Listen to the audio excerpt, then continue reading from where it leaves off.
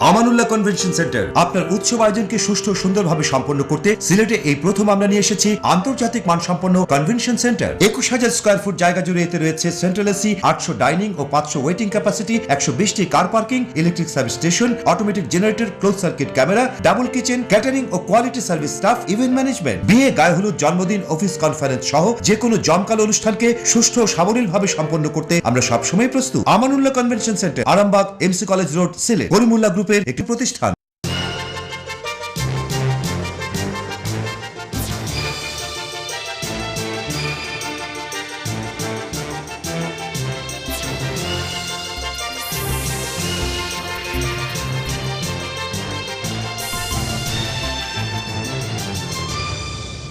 আসসালামু আলাইকুম। সিলেট স্টুডিও থেকে চ্যানেলে সিলেটের খবরে আপনাদের সকলকে আমন্ত্রণ জানাচ্ছি আমি প্রিয়াঙ্কা গুপ্তা।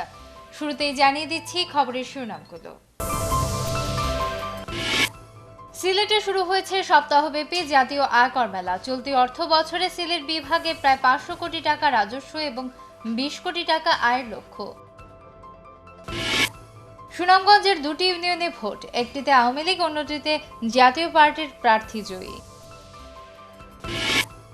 গোয়েনঘাটে সুবিধাবঞ্চিত শিশুদের জন্য প্রতিষ্ঠিত চৌধুরী কান্দি প্রাথমিক বিদ্যালয়ের আগামী 1 বছরের ব্যয়ভার বহন করার ঘোষণা দিয়েছে তালুকদার মানব কল্যাণ ফাউন্ডেশন।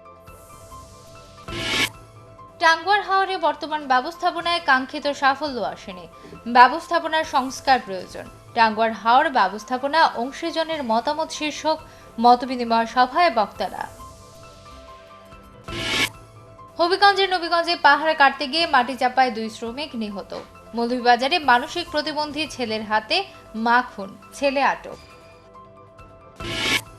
এবং বিপিএল এর আদলে বিয়ানীবাজারে আগামী 5 জানুয়ারি থেকে শুরু হচ্ছে বিয়ানীবাজার ক্রিকেট লিগ।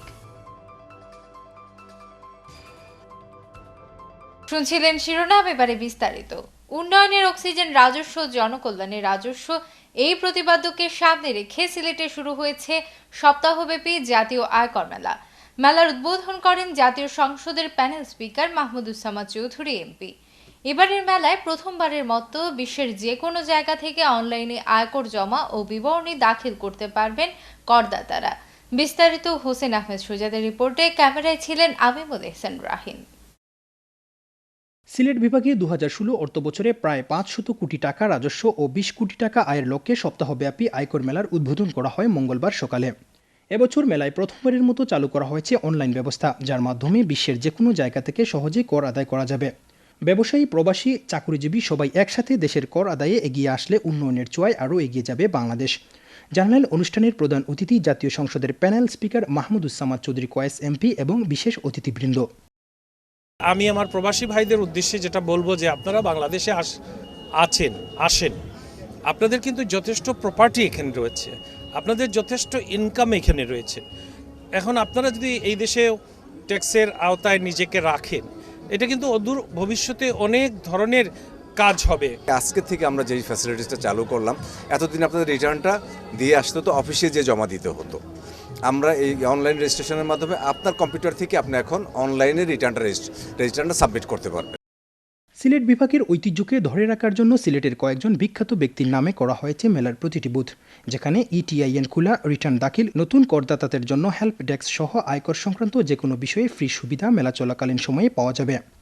30 নভেম্বরের আগে যদি কোনো ব্যক্তি রিটার্ন দাখিল না করতে পারেন, তাহলে তাকে গুনতে হবে জরিমানা। যারা আইন কানুন কম বুঝেন, তাদের রিটার্ন ফিল আপের জন্য প্রয়োজনীয় ব্যবস্থা নেওয়ার এবং পরামর্শ দেওয়ার ব্যবস্থা আছে। প্রতি মাসের জন্য 2%, তার যে পরিমাণ ট্যাক্স আসে তার 2% করে জরিমানা দিতে হবে। যারা ট্যাক্স পে করবে, নতুন পে করবে, তাদেরকে একটু শিক্ষণীয় বিষয় আছে যে কোন কোন ক্ষেত্রে তারা কিভাবে তাদের সহযোগিতা, ট্যাক্স অফিসারদের সহযোগিতায় কত সুন্দরভাবে ট্যাক্স দিবে, যাতে কোনো হয়রানির সৃষ্টি না হয়। সিলেট বিভাগের মৌলভীবাজার, হবিগঞ্জ এবং সুনামগঞ্জ জেলায় আয়কর মেলা অনুষ্ঠিত হবে। এর বাইরে গোলাপগঞ্জ, চাতক, মাধবপুর ও শ্রীমঙ্গল উপজেলাতে মেলা অনুষ্ঠিত হবে। Hussain Ahmed Sujad, channel S news, Sylhet. সুনামগঞ্জের দোয়ারাবাজার উপজেলার নরসিংপুর এবং বিশম্ভরপুর উপজেলার বাদাঘাট দক্ষিণ ইউনিয়ন পরিষদের সোমবার চেয়ারম্যান পদে ভোট গ্রহণ হয়েছে। এর একটিতে আওয়ামী লীগের এবং অন্যটিতে জাতীয় পার্টির প্রার্থী জয়ী হয়েছেন। এই দুই ইউপিতে গত 23 এপ্রিল ভোট হয়েছিল। বাদাঘাট ও দক্ষিণ ইউপিতে দুই চেয়ারম্যান প্রার্থীর ভোট সমান হওয়ায় সোমবার পুনর্নির্বাচন হয়। নরসিংপুর ইউপিতে চেয়ারম্যান নির্বাচিত হয়েছিলেন আওয়ামী লীগের আইয়ুবুর রহমান। শপথ গ্রহণের পর তিনি মারা যান। সোমবার ভোটে এখানে চেয়ারম্যান নির্বাচিত হয়েছেন আওয়ামী লীগের মোহাম্মদ নুর উদ্দিন। তিনি পেয়েছেন ৪,৪০৬ ভোট। তার নিকটতম প্রতিদ্বন্দ্বী বিএনপির শামসুল হক পেয়েছেন ৩,৮০০ ভোট। বাদাঘাট ও দক্ষিণ ইউপিতে চেয়ারম্যান নির্বাচিত হয়েছেন জাতীয় পার্টির মোহাম্মদ এরশাদ মিয়া। তিনি পেয়েছেন ৬,৪০১ ভোট। তার প্রতিদ্বন্দ্বী আওয়ামী লীগের প্রার্থী আব্দুল গনি পেয়েছেন ৫,৩১৮ ভোট। শিক্ষামন্ত্রী নুরুল ইসলাম নাহিদ এমপি আওয়ামী লীগের প্রেসিডিয়াম সদস্য নির্বাচিত হওয়ার পর থেকে বিয়ানীবাজারে দলীয় নেতাকর্মীদের মধ্যে উৎসাহ উদ্দীপনা অনেকটা বেড়ে গেছে।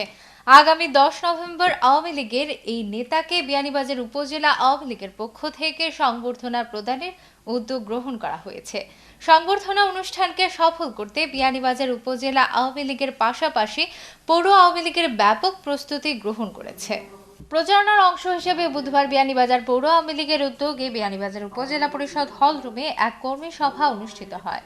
পৌর আওয়ামী লীগের সভাপতি হাজী শামসুল হকের সভাপতিত্বে ও সাধারণ সম্পাদক এবাদ আহমদের পরিচালনায় অনুষ্ঠানে প্রধান অতিথির বক্তব্য রাখেন বিয়ানীবাজার উপজেলা আওয়ামী লীগের সভাপতি আব্দুল হাসিব মনিয়া, দপ্তর সম্পাদক দেওয়ান মাকসুদুল ইসলাম আওয়াল, পৌর আওয়ামী লীগের সাবেক সাধারণ সম্পাদক আব্দুল শুকুর সহ আরো অনেকে।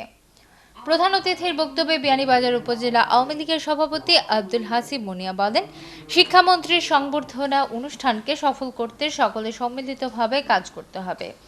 বিয়ানীবাজার পৌর আওয়ামী লীগের সাধারণ সম্পাদক এবাদ আহমদ বলেন, শিক্ষামন্ত্রীর সংবর্ধনা অনুষ্ঠানকে জনসমুদ্রে পরিণত করতে প্রতিটি ওয়ার্ড আওয়ামী লীগের নেতাকর্মীরা কাজ করছেন। আমাদের প্রতিটি ওয়ার্ডের আওয়ামী লীগ, যুবলীগ, ছাত্রলীগ, শ্রমিক লীগ, স্বেচ্ছাসেবক লীগ এবং অঙ্গ সহযোগী সংগঠনের সকল নেতাকর্মীরা এখানে এসে উপস্থিত হয়েছেন এবং তারা স্বতঃস্ফূর্তভাবে তাদের আশা ব্যক্ত করেছেন যে আগামী 10 তারিখের সংবর্ধনা সফল করার লক্ষ্যে সীমান্তবর্তী প্রত্যন্ত অঞ্চল গোয়াইনঘাট উপজেলার নন্দীরগাঁও ইউনিয়নের চৌধুরী কান্দি গ্রামের প্রত্যন্ত অঞ্চলের সুবিধা বঞ্চিত শিশুদের জন্য প্রতিষ্ঠিত চৌধুরী কান্দি প্রাথমিক বিদ্যালয়ের আগামী 1 বছরের ব্যয়ভার বহন করার ঘোষণা দিয়েছে তালুকদার মানব কল্যাণ ফাউন্ডেশন। বিদ্যালয় ফাউন্ডেশনের পক্ষ থেকে শিক্ষা সামগ্রী বিতরণ শেষে এই তথ্য জানানো হয়। বিস্তারিত জানাচ্ছেন মঈনুদ্দিন মঞ্জু, ক্যামেরায় ছিলেন আমিমুল ইহসান রাহিন। সিলেটের তরুণ সাজন আহমদ সাজু সিলেটের সীমান্তবর্তী গোয়াইনঘাট উপজেলার নন্দীরগাঁও ইউনিয়নে চৌধুরীকান্দি গ্রামে প্রত্যন্ত অঞ্চলের সুবিধাবঞ্চিত শিশুদের জন্য প্রতিষ্ঠিত করেন চৌধুরীকান্দি প্রাথমিক বিদ্যালয়। এই বিদ্যালয়ের কথা ফেসবুকে জানতে পারেন যুক্তরাজ্য প্রবাসী তালুকদার মানব কল্যাণ ফাউন্ডেশনের সচিব জাহেদ আহমদ তালুকদার এবং তা জানতে পেরে তারা ফাউন্ডেশনের পক্ষ থেকে আগামী 1 বছর বিদ্যালয়ের যাবতীয় ব্যয় নির্বাহের ঘোষণা দেন। এটি ফেসবুকে ছড়িয়ে দিলাম। তারপরে তালুকদার ফাউন্ডেশন, তালুকদার মানব কল্যাণ ফাউন্ডেশনের কর্ণধার জাহেদ আহমদ তালুকদার শুধু যুক্তরাজ্য থেকে আমাকে ফোন করে বললেন যে আমরা তালুকদার মানব কল্যাণ ফাউন্ডেশন এরকম কাজ করতেই ব্রতী, তাই আমরা এই স্কুলটিতে আমরা একটি প্রয়াস চালাতে চাই। চলতি সপ্তাহে তালুকদার মানব কল্যাণ ফাউন্ডেশনের পক্ষ থেকে এই বিদ্যালয়ে শিক্ষা সামগ্রী বিতরণ করা হয়। অনুষ্ঠানে প্রধান অতিথি সিলেট সিটি কর্পোরেশনের প্যানেল মেয়র 1 ও জননন্দিত কাউন্সিলর রেজাউল হাসান কয়েসলুদি মানব সেবা ও মানুষের কল্যাণে কাজ করায় তালুকদার মানব কল্যাণ ফাউন্ডেশনকে সাধুবাদ জানান। এই প্রতিষ্ঠানের কর্ণধার যুক্তরাজ্য প্রবাসী বিশিষ্ট রাজনীতিবিদ এবং কমিউনিটি লিডার জনাব জাহেদ আহমেদ তালুকদারের উদ্যোগে আজকে আমরা এখানে এই বিদ্যাপীঠের সকল শিক্ষার্থীদেরকে আমরা শিক্ষা উপকরণ দিচ্ছি। 1 বৎসরের যেটুকু প্রয়োজন এই শিক্ষার্থীদের সবটুকুই বহন করবে, এরকম একটি ঘোষণা তালুকদার মানব কল্যাণ ফাউন্ডেশনের পক্ষ থেকে আসছে। আমি এই উদ্যোগকে স্বাগত জানাই। স্কুলের সাহায্যে এগিয়ে আসায় তালুকদার মানব কল্যাণ ফাউন্ডেশনের দানশীল ব্যক্তিদের প্রতি কৃতজ্ঞতা জানান স্কুলের শিক্ষক ও স্থানীয় ব্যক্তিবর্গ। তালুকদার ফাউন্ডেশনের থেকে বই খাতা দিছেন, এতে ছাত্রছাত্রীর খুব একটা উপকার হইব। তালুকদার মানব কল্যাণ ফাউন্ডেশন থেকে আমাদের ভাইয়েরা শিক্ষার উপকরণ নিয়ে আসছেন, তাতে আমাদের শিক্ষার্থীরা খুবই উপকৃত হবে। তারা আমাদের যেহেতু গরিব এলাকা, তারা আমাদের পাশে এসে দাঁড়িয়েছেন। আশা করি সামনের দিকে আমরা আরও তাদের সাহায্য সহযোগিতা পাবো। তালুকদার মানব কল্যাণ ফাউন্ডেশনের চেয়ারম্যান শরীফ আহমদ তালুকদার ও সদস্য সচিব জাহেদ আহমদ তালুকদারের নেতৃত্বে দীর্ঘ কয়েক বছর থেকে সিলেটে আর্তমানবতার সেবায় কাজ করছে এই foundation. Moinuddin Manju, channel S news, Sylhet. খবরের এ পর্যায়ে নিচ্ছে ছোট্ট একটি বিরতি, ফিরে এসে অন্যান্য খবরের সঙ্গে আরও যা থাকছে। টাঙ্গুয়ার হাওরে বর্তমান ব্যবস্থাপনায় কাঙ্ক্ষিত সাফল্য আসেনি, ব্যবস্থাপনার সংস্কার প্রয়োজন। টাঙ্গুয়ার হাওর ব্যবস্থাপনা অংশীজনের মতামত শীর্ষক মতবিনিময় সভায় বক্তারা। হবিগঞ্জের নবীগঞ্জে পাহাড় কাটতে গিয়ে মাটি চাপায় 2 শ্রমিক নিহত। মৌলভীবাজারে মানসিক প্রতিবন্ধী ছেলের হাতে মা খুন, ছেলে আটক। এবং বিপিএল এর আদলে বিয়ানীবাজারে আগামী 5 জানুয়ারি থেকে শুরু হচ্ছে বিয়ানীবাজার ক্রিকেট লিগ।